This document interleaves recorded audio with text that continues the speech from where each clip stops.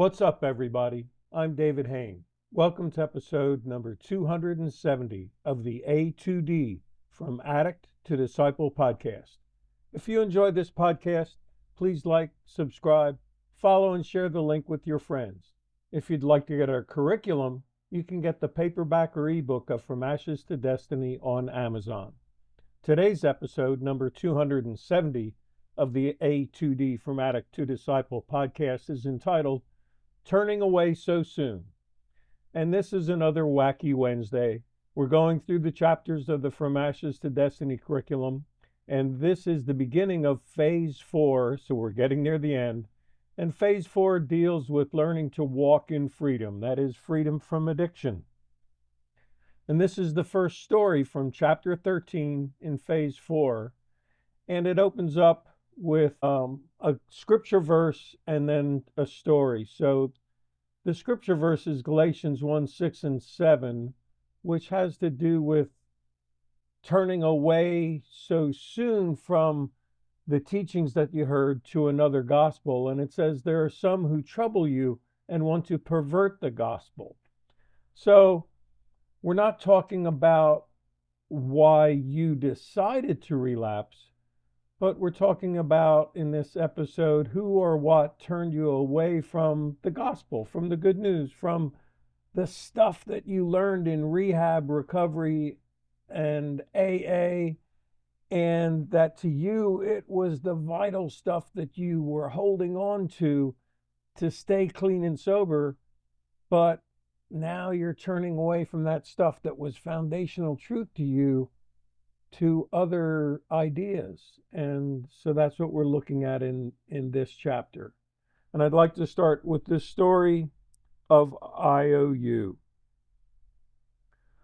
IOU was the name everyone called Kenneth in El Segundo. He was a soft-spoken gentleman who knew the word and eagerly wanted to talk about scripture and pray whenever he saw me. One day he told me how he ended up homeless and addicted to heroin. I had been using drugs for years, he said. Before I couldn't resist God wooing me back to him. I went to detox and then up to the Salvation Army in Scranton. IOU paused as his eyes started to fill with tears as he remembered his days in Scranton. Everyone was so nice to me up there, he said. They really loved the Lord, and they really loved me. Brother Tom, who was in charge, treated me like his own brother. Tears were now freely flowing down IOU's cheeks.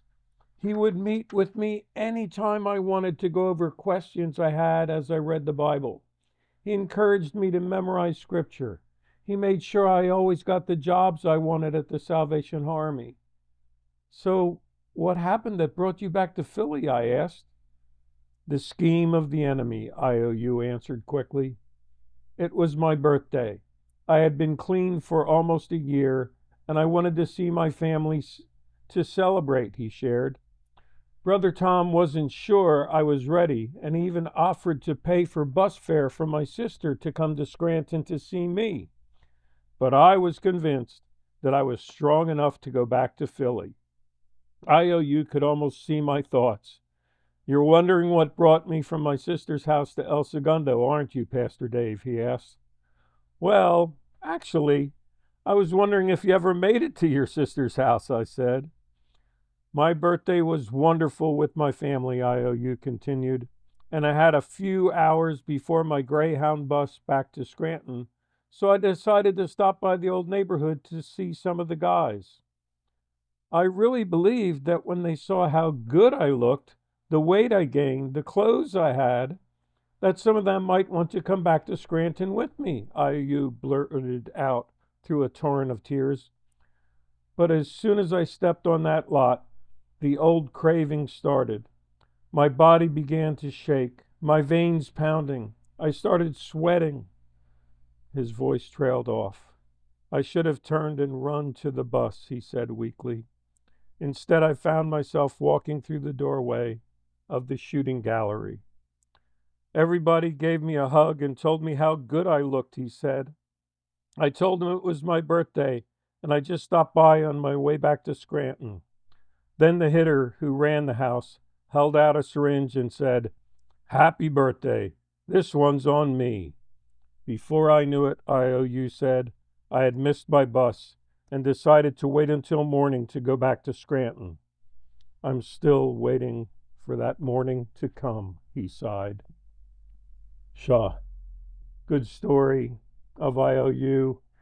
And, I have to share just in honesty with the listeners and readers that, he said he's still waiting for that morning to come when he takes the bus, but that morning never did come, and he ended up dying a few months after he shared that story with me.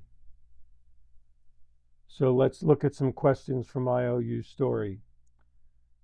Number one, there's always a party from an old friend, always someone who plants the ideas of never using ever again and says, can you really think you're never ever going to go back again?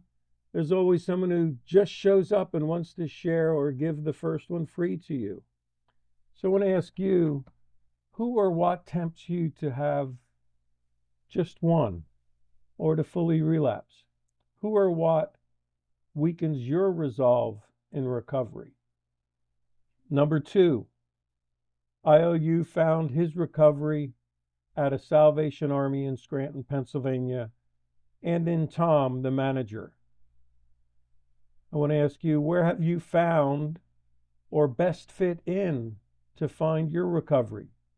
Do you have a guy like Tom who fully accepts you and accepted you and treated you like you were his own brother? And how did they show you that treatment? How did they make you feel so special? Number three, IOU went back to Philly to see his family for his birthday, even though Tom offered to pay to bring his sister to Scranton to celebrate his birthday at the Salvation Army. Do you believe IOU had already given himself permission to relapse? What lie, minimization, or rationalization do you think he told himself? So I want you to put yourself in IOU's place there and say, he heard the wisdom of Tom saying, look, I don't think you're ready. I'll bring your sister up here and we can celebrate here with your family at the rehab. But he didn't listen. So I want you to try to analyze, why do you think he didn't listen? What was going on? Had he already given himself permission to relapse?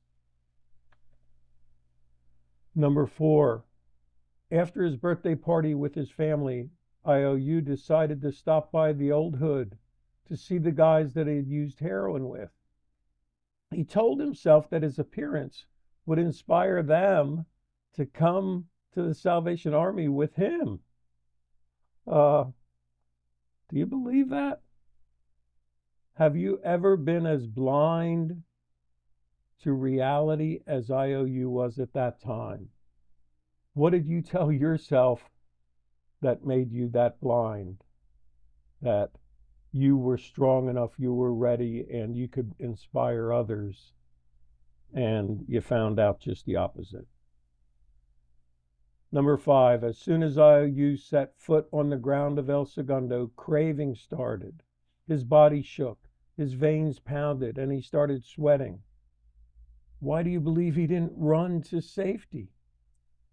Have your cravings ever been stronger than your brain and let your feet just walk right into the shooting gallery, crack house, bar, or other place to get high? What do we do when we feel those physical reactions to resist them?